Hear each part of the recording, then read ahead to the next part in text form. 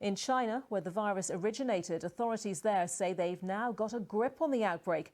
It's widely believed Beijing is harnessing the power of its sophisticated surveillance state to track, monitor and control people to stop the spread of the disease. The use of mobile phone data has proven particularly effective, and now some of the techniques are being copied by a growing number of countries around the world, including Singapore, South Korea and Iran. So how can surveillance state tools help in a pandemic, and what are the potential pitfalls for privacy and freedom? Our cybersecurity reporter Joe Tidy explains.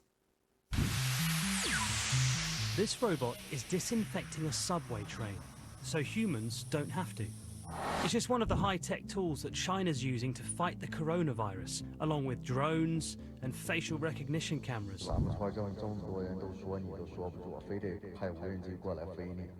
But what about the tech we can't see? China's sophisticated and controversial data surveillance system is used to track citizens on and offline.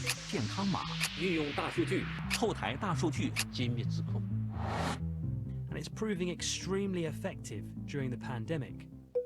The mass surveillance network has taken the Communist Party decades to build. They've faced near constant criticism for it around the world. But as the world tries to get a grip on COVID-19, many countries are looking to the model for answers. Here's how they're doing it in South Korea. They're using your phone to locate where you are, and then they'll send you an emergency alert if you're anywhere near where a confirmed coronavirus patient has been. Singapore, Israel, Iran, Taiwan and Russia have all adopted some or all of the Chinese methods to temporarily harness the power of data. More expected to follow. So how does China's data surveillance system work, and how is it useful in a pandemic? It all starts with this, a national ID card. You need one to pretty much do anything in China.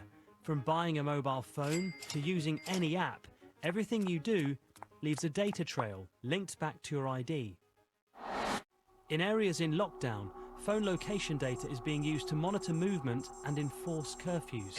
If a patient is meant to be in quarantine, geolocation pings on their phone can alert authorities if they stray out of their homes. Phone location data is also being used to map exactly where that person visited in the 2 weeks before being diagnosed. A combination of human and automated computer analysis work out who they may have infected. If they went on a train and got too close to other commuters, a text message is sent out through one of the major apps, alerting those at risk. Every person is being assigned a coloured QR code depending on the risk they pose. Green, no risk. Orange, they've entered a potential virus hotspot. And red, if they've tested positive for the virus and could still be contagious. None of this cyber surveillance would be any good without the Chinese state's strict enforcement teams too. Police and volunteers have literally manned the exits of apartment blocks to keep places on lockdown.